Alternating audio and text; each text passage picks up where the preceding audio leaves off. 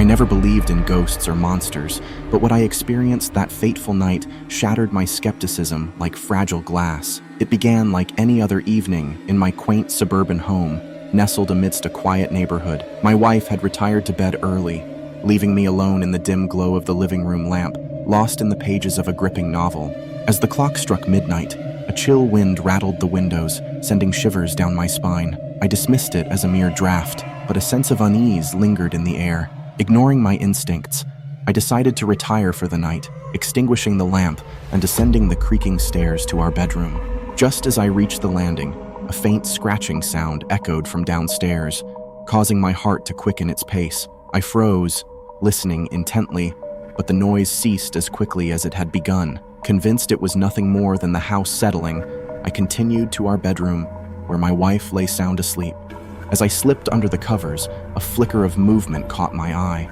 A fleeting shadow dancing across the room. I blinked, certain it was a trick of the dim moonlight filtering through the curtains, but when another shadow emerged, this time closer to the bed, my rational mind faltered. "Who's there?" I called out, my voice trembling with apprehension. Silence greeted me in response, save for the gentle hum of the night outside. Perspiration beaded on my brow as I scanned the room, searching for any sign of an intruder. Then, like a nightmare materializing before my eyes, a figure emerged from the darkness, a silhouette cloaked in shadow, its features obscured by the veil of night. My breath caught in my throat as I watched it glide toward the bed, its movements fluid yet unnaturally silent. "Get out!" I shouted, my voice raw with fear. But the figure paid no heed, its form pulsating with an otherworldly energy. I reached for the bedside lamp, fingers fumbling in a desperate attempt to illuminate the room, but before I could grasp it, the light flickered and died, plunging us into darkness. Panic surged through me as I groped blindly for my wife, praying she remained safe beside me, but my hand found only empty sheets. Her warmth vanished without a trace. Frantic, I called out her name, the sound swallowed by the oppressive silence of the night. Then, a whisper, a soft, haunting melody that seemed to emanate from the very walls themselves. I strained to decipher the words, but they eluded me, a spectral chorus of unknown origin. As the darkness pressed in around me, I stumbled toward the door, desperate to escape the suffocating grip of the shadows. But with each step, the hallway seemed to stretch impossibly far, twisting and warping like a nightmarish labyrinth. A chill breeze swept through the corridor, carrying with it the stench of decay, a scent that clawed at my senses, filling me with dread. I pressed on, my heart pounding in my chest, until at last I reached the top of the stairs. Below, the living room lay cloaked in darkness, a void swallowing all traces of life. But amidst the shadows, a faint glimmer caught my eye, a single point of light flickering like a distant star. Driven by instinct, I descended into the abyss, each step a descent into madness. The air grew thick with foreboding, the very atmosphere charged with malevolence, and yet I pressed on, drawn inexorably toward the source of that ethereal glow. As I reached the bottom of the stairs, I beheld a sight that chilled me to the core. A figure standing amidst the shadows, its form illuminated by the flickering flame of a solitary candle. "Who are you?" I demanded, my voice echoing hollowly in the empty room. But the figure remained silent, its features obscured by the shifting darkness.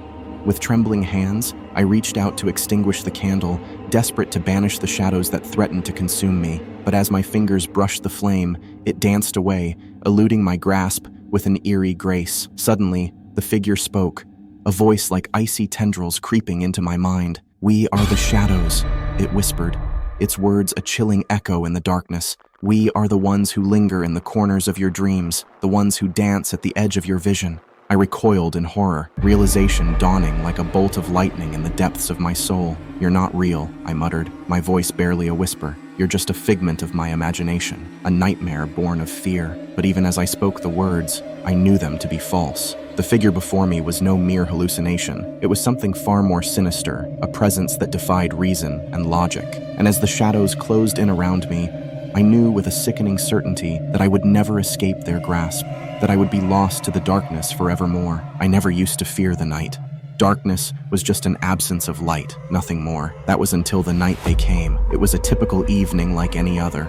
I had just finished dinner and settled onto the couch with a book, The only sound in the house, the soft rustling of pages. My wife was out of town visiting her sister, so it was just me and the silence. But as the clock struck midnight, that silence shattered. At first, it was a subtle noise, barely registering in my consciousness. A creak here, a tap there. I dismissed it as the settling of the house, the wind against the windows. But then came the unmistakable sound of footsteps, slow and deliberate, echoing through the hallway. My heart leaped into my throat, and I froze, my senses sharpened to a razor's edge. Every nerve in my body screamed for me to run, to hide, but I was rooted to the spot, paralyzed by fear. The footsteps drew closer, closer still, until they stopped right outside the living room door. I held my breath, waiting for whatever horror awaited on the other side. And then, with agonizing slowness, the handle turned and the door creaked open. A figure stood in the doorway, obscured by the darkness of the hallway. I could make out little more than a silhouette, but there was something unmistakably sinister about the way it loomed there, watching me with unseen eyes. I tried to speak, to demand answers, but my voice caught in my throat. The figure said nothing, only continued to stare, and in that moment, I knew with a bone-chilling certainty that whatever stood before me was not human. With a sudden surge of adrenaline, I leaped to my feet and bolted for the front door, desperate to escape the nightmare unfolding in my own home. But as I reached for the handle, I felt a cold hand clamp down on my shoulder, pulling me back with inhuman strength. I spun around to face my assailant, ready to fight for my life, but there was no one there. Only darkness greeted me, swallowing me whole as I stumbled backward into the living room. And then, from the shadows, emerged more figures, their forms twisted and contorted into grotesque shapes. They moved with unnatural grace, gliding across the floor towards me, their eyes gleaming with a malevolent light. Screamed, a primal sound of terror that echoed through the empty house. But it was futile. There was no one to hear my cries, no one to save me from the horrors that lurked within. They surrounded me, their whispers filling the air like a cacophony of nightmares. I closed my eyes, praying for it to be over, but when I opened them again, I was met with only darkness. And then, just as suddenly as they had come, they were gone, leaving me alone in the darkness once more. But the memory of their presence lingered like a stain upon my soul, a reminder that in the dead of night, no home is truly safe from the shadows that lurk outside.